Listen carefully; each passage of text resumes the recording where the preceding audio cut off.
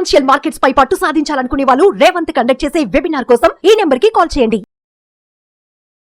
నమస్తే, welcome to Suman TV. నేను విష్ణు. ప్రస్తుతం మనతో పాటు certified wealth manager Revanth Chalamala ఉన్నారు. వారితో మాట్లాడదాం. నమస్తే రేవంత్. నమస్తే అండి. రేవంత్, మొన్న ఈ మధ్య ట్రావెలింగ్ చేస్తుంటే ఒక ఆయన సీనియర్ సిటిజన్, ఒక కో ప్యాసింజర్ నాతో పాటు ట్రైన్లో పక్కనే కూర్చున్నారు. సో వారు ఒక సందేహం అడిగారు ట్రావెలింగ్లో ఉన్నప్పుడు. ఓకే. సో విష్ణు గారు, ఇప్పుడు నా ఏజ్ 55 అండి. సో నెక్స్ట్ 5 yearsకి రిటైర్మెంట్ కాబోతున్నాం కదా. సో 55-60 అనేది కొంత వయోభారానికి మనం దగ్గర అవుతున్న వయసు.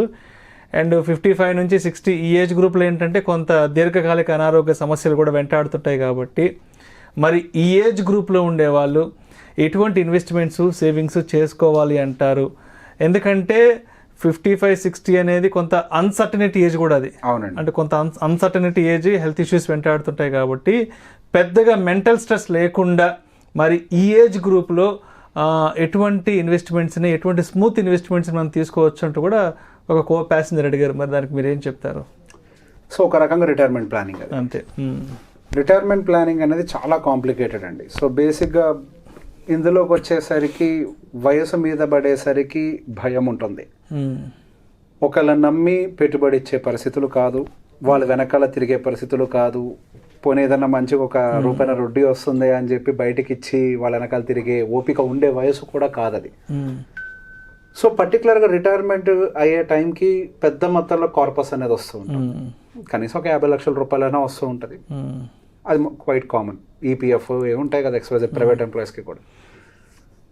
సహజంగా అంత పెద్ద మొత్తంలో డబ్బులు వచ్చిన తర్వాత ఐదర్ 2 విధాలుగానే జనాలు ఉంటారు, మధ్యలో అసలు ఉండరు.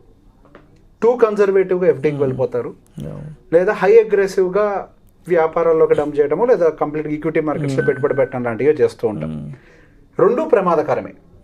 అది ఎలా చెప్తాను, ఎఫ్డీ సేఫే కదా అని అనుకుంటుంటారు. సో ఇదెందుకు సేఫ్ కాదు, ఇది కూడా ఎందుకు సేఫ్ కాదు, రెండూ చెప్తాను. ఎఫ్డీ విషయానికి వచ్చేసరికి ఇన్ఫ్లేషన్ కూడా బీట్ చేయదు అన్న విషయం అందరికీ తెలిసింది. సార్ ఆ వయసుకు వచ్చేసరికి ఏదో సీనియర్ సిటిజన్ సేవింగ్ స్కీమ్ అనేది ఉంటుంది. సమ్వేర్ అరౌండ్ 8.2% ఏదో రిటర్న్స్ ఇస్తూ ఉంటారు వాళ్ళు. సరే 8% వస్తుంది కదా, మనకి బాగానే ఉంది కదా అని అనుకుంటే ఇక్కడే మనకి ఇన్ఫ్లేషన్ అనే ఫ్యాక్టర్ అనేది లైమ్ లైట్లోకి వస్తుంది. సో ఇన్ఫ్లేషన్ అనేది, రియల్ ఇన్ఫ్లేషన్ ఎప్పుడు యావరేజ్గా 10% అండ్ అబౌవ్ ఉంటుంది. అంటే సామాన్యుడు వాడుకునే ఏ వస్తువు అయినా యావరేజ్గా 10% ఉంటుంది. ఫుడ్ అయి ఉండొచ్చు, మెడికల్ అయి ఉండొచ్చు. ఆ వయసులో పర్టికులర్గా ఉండేది ఏంటండి, ట్రాన్స్పోర్టేషన్, ఫుడ్, మెడికల్ ఇవన్నీ కూడా చాలా ఎక్కువగా పెరుగుతూ ఉండేవి. ఏవి కూడా బిలో ఉండేవి కాదు, ఇవన్నీ కూడా ఎక్కువగా ఉండేవి. అట్లా మనకి 10% యావరేజ్గా అదేమో క్రియేట్ అవుతుంది ఇన్ఫ్లేషన్. మీకు వచ్చే రిటర్న్స్ ఏమో 8% వస్తుంది. మీరు యావరేజ్గా ప్రతి సంవత్సరం -2% చొప్పున మీ సంపద విలువను కోల్పోతున్నారు. మీ డబ్బులు తగ్గట్లేదు, కానీ సంపద యొక్క విలువ పడిపోతుంది. మీరు ఇక్కడ ఈ కాన్సెప్ట్ని అర్థం చేసుకోవాలి. ఇన్ఫ్లేషన్ విల్ ఈట్ మనీ అంటే ఇదే. ఖర్చులేమో 10%తో పెరుగుతూ ఉంటాయి, వచ్చే రిటర్న్స్ ఏమో 8%తో వస్తూ ఉంటాయి.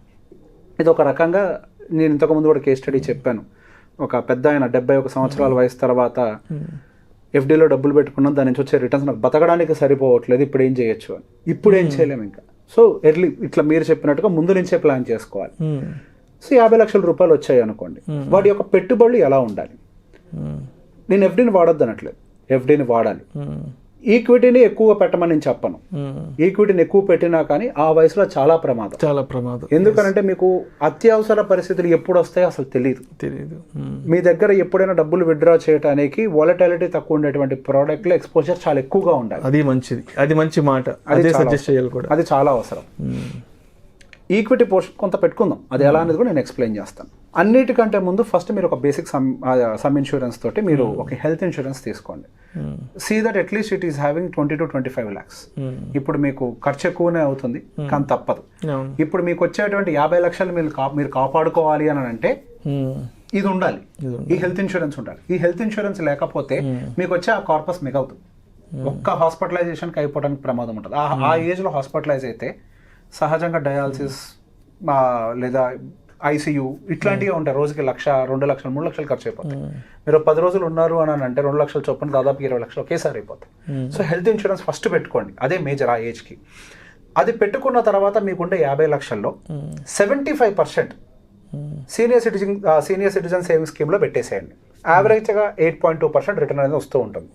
ఒక 25% కొంచెం లార్జ్ క్యాప్ బేస్డ్ వాటిలో పెట్టుకోండి.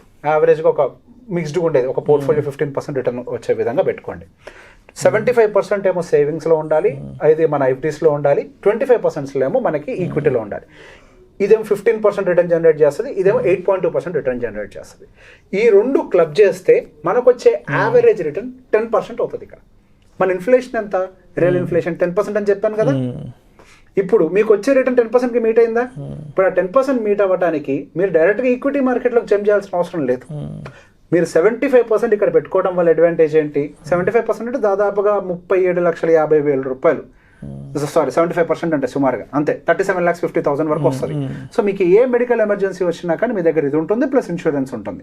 కేవలం 12,50,000 రూపాయలు మీరు ఈక్విటీ మార్కెట్లో పెట్టుకోగలిగితే యావరేజ్ కట్టేట్టుగా మీకు సంవత్సరానికి ఒక 5 లక్షల రూపాయలు వడ్డీ వస్తుంది.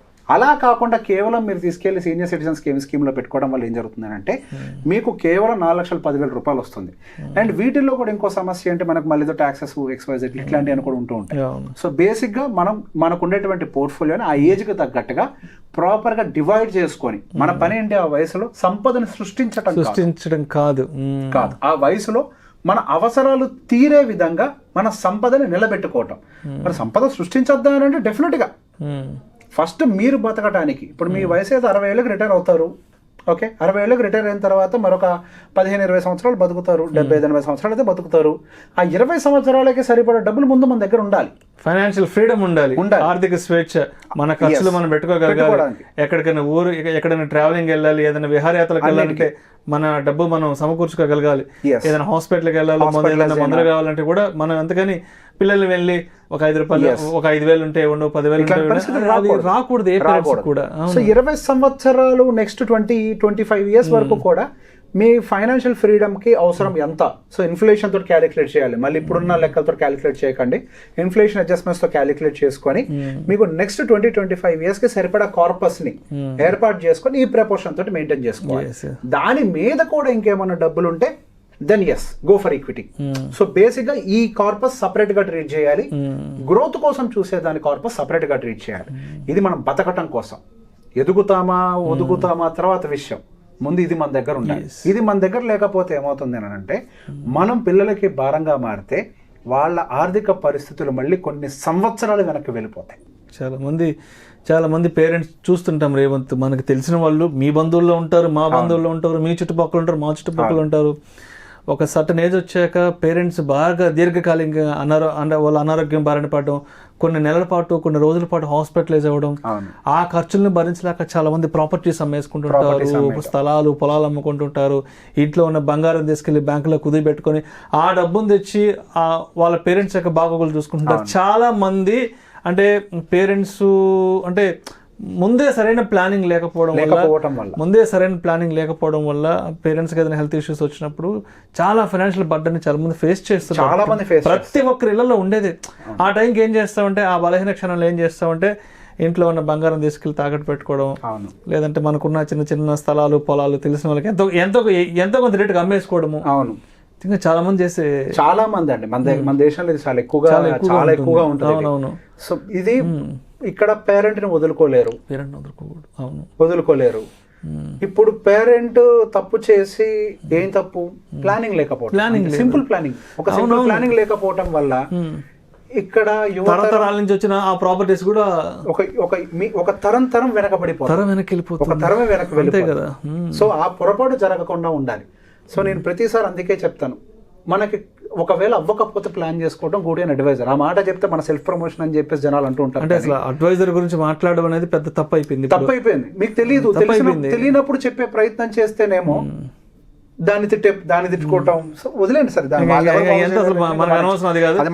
ఇక్కడ కూర్చున్నాం అంటే చెప్పడానికి ఒక ఎడ్యుకేట్ చేయడం కోసం, అంతేగాని ఏదో మనల్ని మనం ప్రమోట్ చేసుకోవడం కోసం కాదు. ఇది ఎవరో ఒకరి దగ్గరికి వెళ్ళండి. ఇప్పుడు చాలా మంది ఉన్నారు మనకి, మన స్టూడియోకి వచ్చే వాళ్ళే మంచి అడ్వైజర్స్ చాలా మంది ఉన్నారు కదా. ఎవరో ఒకరి దగ్గరికి వెళ్ళండి, ఇట్లా మీ పరిస్థితులు చెప్పండి. ఎందుకనంటే ఒక్కొక్క వ్యక్తికి ఫైనాన్షియల్ ప్లానింగ్ చాలా డిఫరెంట్ గా ఉంటుంది.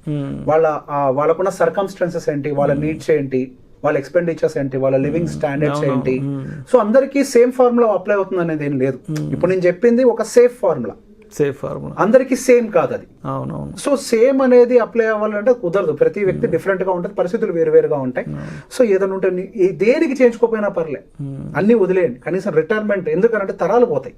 ఒక రిటైర్మెంట్, ఒక హెల్త్ ఇన్సూరెన్స్, ఒక రిటైర్మెంట్ ప్లానింగ్, సింపుల్ బేసిక్ చేయించుకోండి, మీకు ఉపయోగం. ఏం పెద్ద పెద్ద ఆస్తులు కూడబెట్టుకోవాల్సిన పని లేదు, బంగ్లాలు, కార్లు, బీరువాళ్ళు, నగలు దాచిపెట్టుకోవాల్సిన పని లేదు. ఏం అవసరం లేదు. సంవత్సరానికి ఒక 25,000 కట్టి ఒక మంచి హెల్త్ ఇన్సూరెన్స్, మంచి లేదంటే 30,000-40,000 కట్టి సంవత్సరానికి ఒక మంచి టర్మ్ ప్లాన్, అంతే. ఓ రిటైర్మెంట్ ప్లాన్. బేసిక్ తీసుకుంటే చాలు. బేసిక్ తీసుకోండి, మీకు అన్ని సమకూరుతాయి. అంతే. Thank you so much. Thank you అండి.